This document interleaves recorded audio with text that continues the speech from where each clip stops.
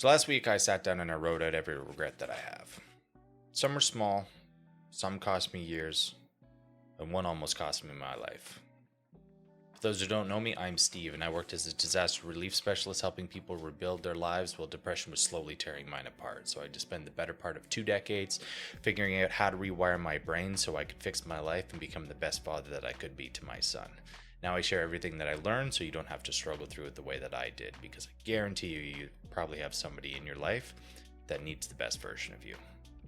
So regret number one was I wish I started paying attention to my brain and body sooner, because I used to think everyone else was the problem until I actually started paying attention to what was going on in my head. Before that, I was giving away all of my power to everybody else, thinking that they had control over my mood, how things went, and everything. And I struggled way more than I had to, just from not paying attention. Regret number two was I wish I understood the role that dopamine had in my brain. And this was extremely important because going on with the first regret, everything was happenstance of what was going on. Obviously, if I was feeling in a bad mood, is because this guy did this thing or that happening happened. But it wasn't until I started understanding how dopamine peaks and plummets and the effects of that was when I was able to reach back. And if I had something going on in a day where I felt malaise or pissed off or something, I could directly relate it to something that happened 1 to 3 days earlier. It usually happened where we would have a long weekend or something, partying and laughing and going out, drinking and binge eating a bunch of food. And then I had this dopamine drop for days after, and it trying to get back up to baseline was why my mood was so shitty and why my urges were so strong for all these different things like sugars and video games and all that stuff. And it wasn't until I actually understood that I was able to actually get more control over my system. Because before, if somebody screamed at me on the road, let's say, I would instantly be like, fuck this guy, he's such an asshole, blah, blah, blah, blah. And now, with a more clear head, I look at him and I go, wow, I must be having a pretty bad day. Regret number three was that I wish I learned the easy way to build habits a long time ago, because I wasted a lot of time and effort trying to make things work. For example, like I've been working out since high school, but I have seen no benefits like I've seen in the past 2 to 3 years that I've been doing it. Because before I always thought you just need to put in more effort. You need to like hit it more often, and then eventually you just get used to it and you build the habit and stuff like that. Well, no, everybody knows about the premise behind positive reinforcement. So you kind of hijack the brain's reward system in that regard. And I have this thing that I do, it's 5 steps, and it reinforces this reward pattern to really start making your brain crave this activity of what it is that you're pairing with. I'll actually, at the end of this video, I'll link the video that I made for that 5-step process to build habits quick, and I'll also link it down in the description too if you want to check that out. Regret number 4, I wish I learned how to negotiate more effectively, because holy shit, I always thought negotiation was like kind of a useless skill unless you're going to go haggle a car, but it's not. I just was always a pushover, and I was always a person that would get angry and frustrated. So I had those two things working against me. And all the time I was trying to stack different techniques that would help me calm down quicker. But I was spent all my energy trying to calm down after the fact, when I thought to myself, hold on, like how do we disconnect this train before it leaves the station instead of trying to stop a runaway train? And that's when I realized that, hey, if I could actually have my voice heard without having to force it, it'd be a lot easier to get through all these, whether it's like with coworkers, whether it's with my son trying to get him to do something. Once I was able to actually really negotiate my points more effectively and learn how to do that, everything became so much easier. And then I didn't have to worry about getting frustrated. I still have my techniques for when I get frustrated and angry, but I didn't have to use them as much because I would be able to voice my own opinion a lot more effectively. 2 books that I highly recommend for really doing a simple deep dive into this: How to Win Friends and Influence People by Dale Carnegie, and Never Split the Difference by Chris Voss. Those 2 books are top tier when it comes to negotiating and actually getting people on your side. Check them out. Regret number 5 was I wish I learned the fundamentals of extreme ownership sooner. So this is another book by Jocko Willink and Leif Babin called Extreme Ownership. And I was always the type of person who tried to make everyone else change, and I didn't understand why it was so difficult. And when things went wrong as well, I didn't understand why people weren't like quick to the solution when I just wanted to clean up what was done and then move on. And it wasn't until understanding this principle of extreme ownership where if I took on the main responsibility, if I took on the blame, so much stuff happened. For the two main ones were that one, whenever you take on the blame of something, it drops everybody else's guard. So let's say that my kid drops a glass of milk and it's smashed on the ground. 100% that's his fault, but I'd be like, that's my bad. I'm sorry. I should have handed it to you better. I should have maybe not filled it up as much. I should have made sure that the glass didn't have condensation on it so it wasn't slippery. All these different things that I could try to put on me. And then as soon as my son would see that, he'd be like, are you freaking crazy? Like, no, man. Like, I knocked over the glass. I dropped the glass. This is my fault. And instantly he wasn't like, oh, I need to protect myself. I need to solve the problem because like, this is what stage of the whole process we're in. And it became so much more effective to actually get problems solved.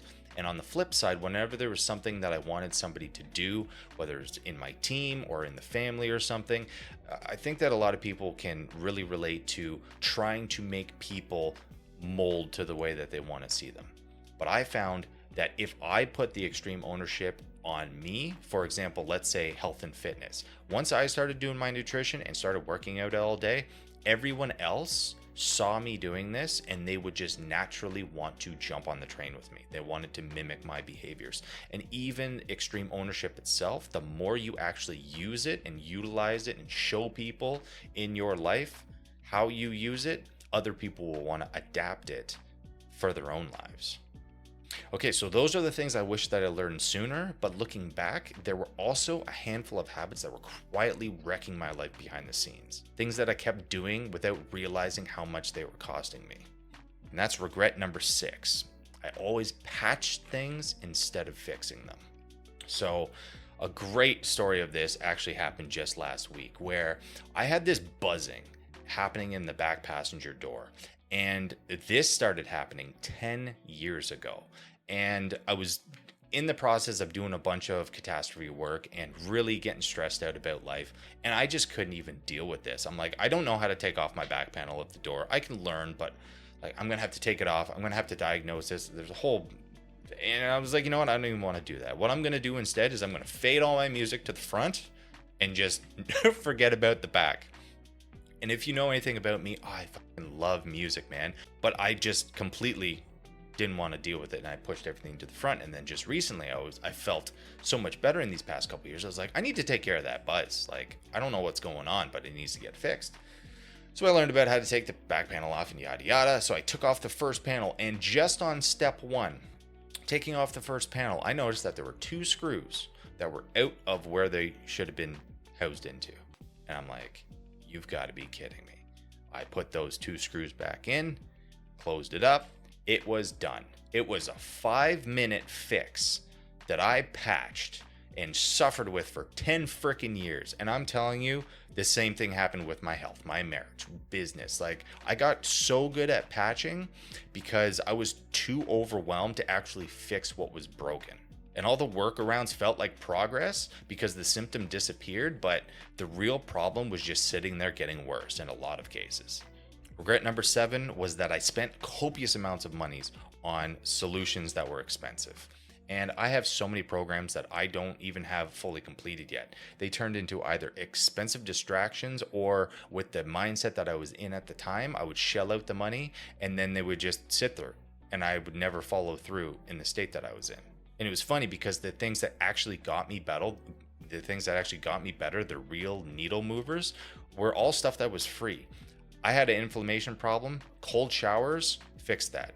I had a rumination problem of all the junk that's in my head, walks around the block and hikes where I was able to sit in my own head and sort out my thoughts were freaking wonderful.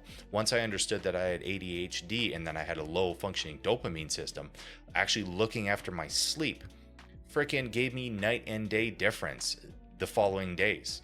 And it was really crazy how I was looking for all these crazy expensive solutions when the actual solutions I needed were free and everywhere and readily available. Regret number 8 was I let being an introvert become an excuse to disappear. So I genuinely like being alone. I never saw the problem with this until much later because I really drew back from everybody, especially when I was trying to revamp and rebuild my life from before. I just completely cut everybody out of my life.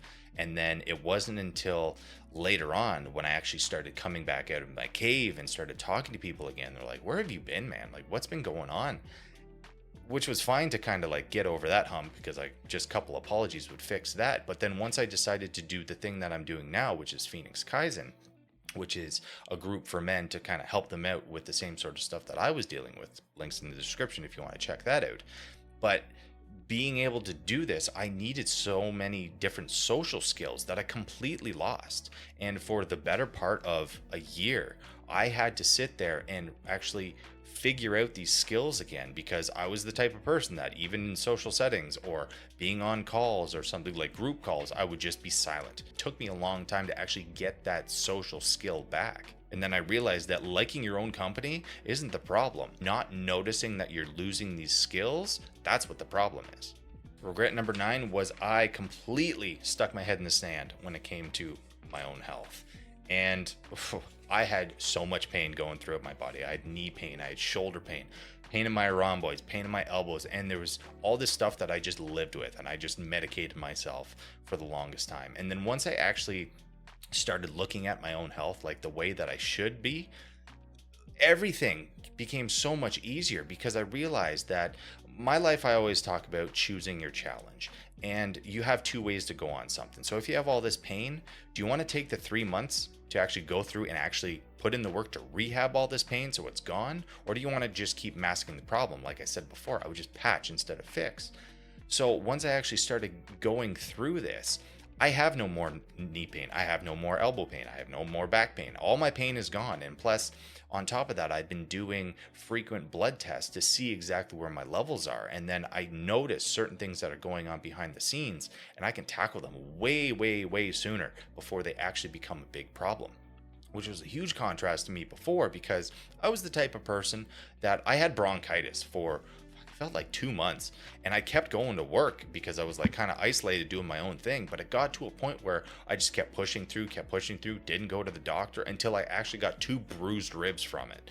And then eventually I did go on the antibiotics, and then it was well within a week after that. But stupid shit like this, what I would just push through, and I'd be like, oh, I'm a tough guy, I can push through this. Ignoring your body doesn't make you tough. The problems just build quietly behind the scenes until you can't ignore them anymore. So getting ahead of this was a huge freaking leg up in my life because I felt so much better. I got more peace of mind. I was more capable day to day. I looked better because I was also the type of person that was skinny fat. And I always thought that, oh, I'm super skinny, but as long as I was heavy, that would be okay. And people are like, wow, you're really skinny. I'm like, yeah, but I'm 210 pounds. I'm like, really? How is that happening? And I'm like, well, because I thought that made me a man. Fucking stupid shit. So yeah, taking control of my health was a huge game changer, and I wish I did it a lot sooner. Okay, and finally, regret number 10.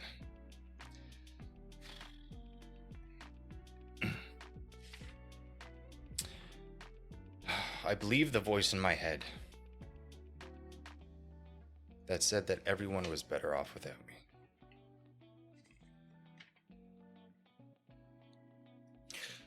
So for a long time, a very long time, I believed my brain was broken and that life was never going to get better. Not hard, it was broken, permanent. And I convinced myself that my son would be better off being raised by somebody else, anybody else. Because I couldn't be a good father to him in that state.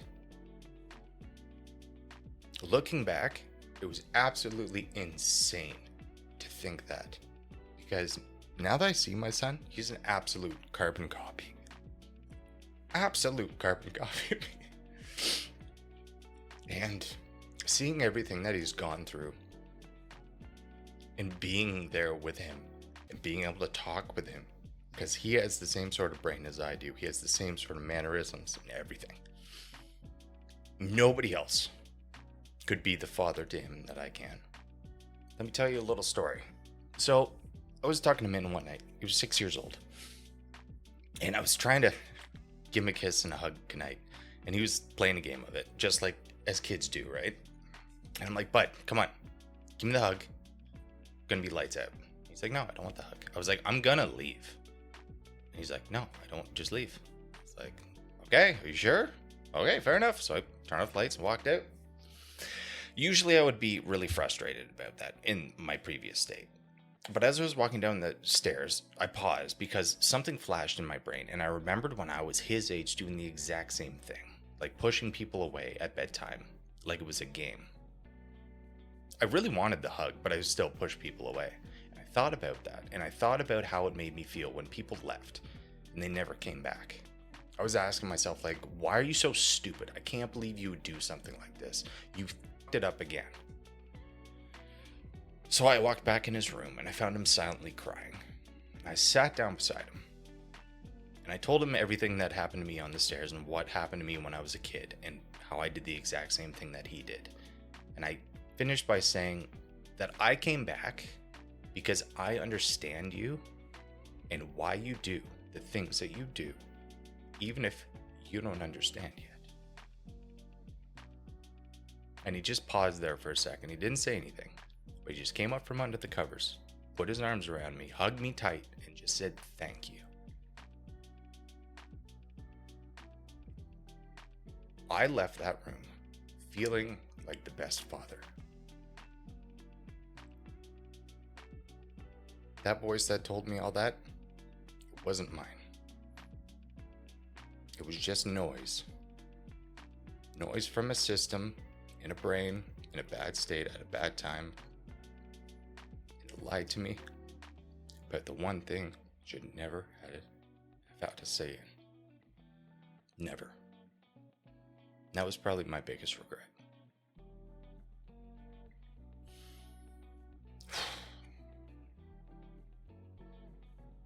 So what are your regrets? Tell me in the comments. I'd like to talk about this. If you got anything out of this, as always, like, subscribe, all that good stuff. I got the Habit video about to pop up on the right, so check that out if you need something else to watch. And if you want to join us, you can always join us at Phoenix Kaizen, link in the description below. And until next time, everybody, keep moving forward.